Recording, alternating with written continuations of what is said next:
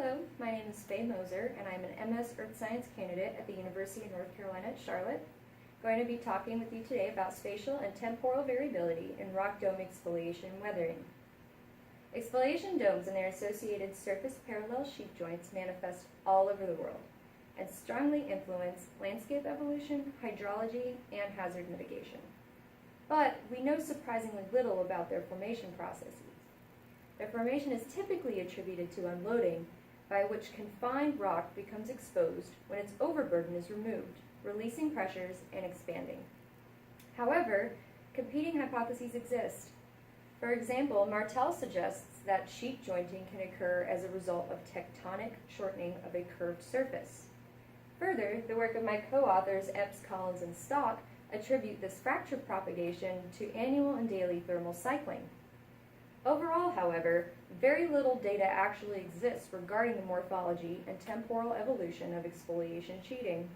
So, before we can address these competing hypotheses, we need more data. In 2014, in Twain-Harte, California, indicated here by the green star in center of the state in the western foothills of the Sierra Nevada mountain range, a rare, highly rapid, major exfoliation cracking event was filmed, from which I'll now play a clip for you.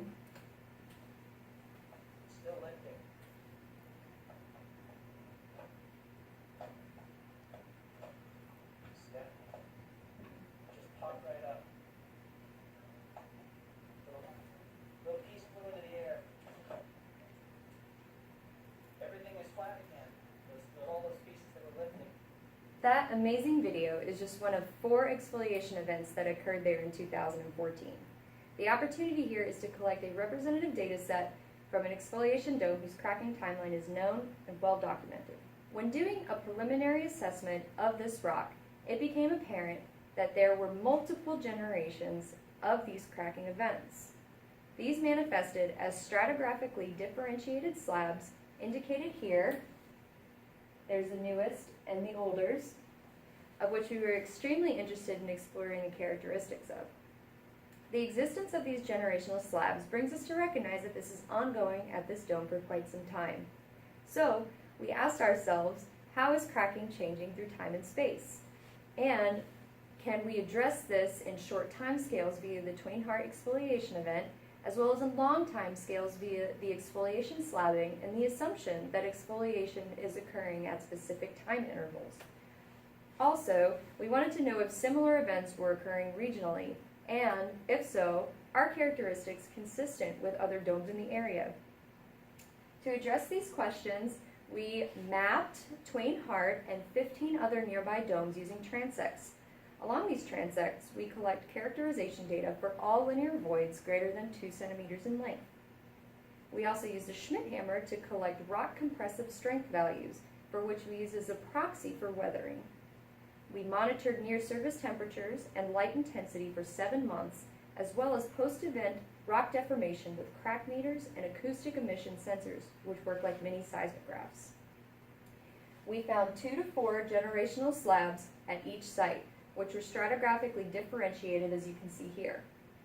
Only Twain-Harte and its adjacent sites had fresh cracking, which is indicated by the green, while 70%, indicated by the red, had 3 generations. In macro scale, we found that all slabs at all sites over here had characteristic thicknesses of approximately 20 to 35 centimeters. We also found the same consistency in the microscale with spalling thicknesses, which are the thin layers that crack off the surface of the rock during exfoliation. That height was 5 to 10 millimeters.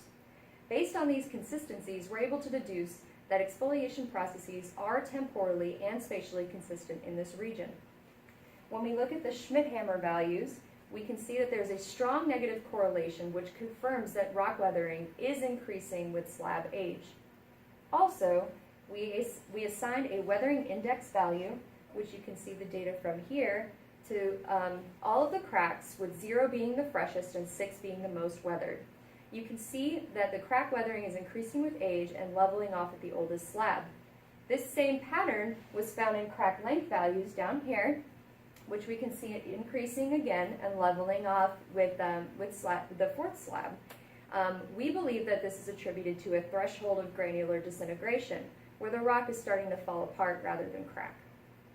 Now, we know a great deal about these slabs, but what is the process causing the exfoliation? One possible explanation could lie in the influence of temperature. So we now turn to our sensor data. Here we have the crack meter data represented by the black bold line. You could clearly see that crack deformation, which is indicated by this axis, is occurring with temperature peaks in red.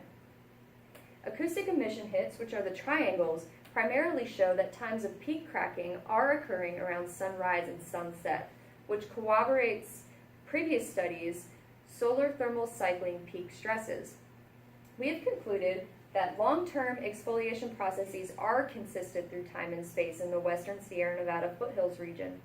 At least at short time scales, major episodes of cracking appear to be triggered by incoming solar thermal cycles. Thank you all for your time and attention.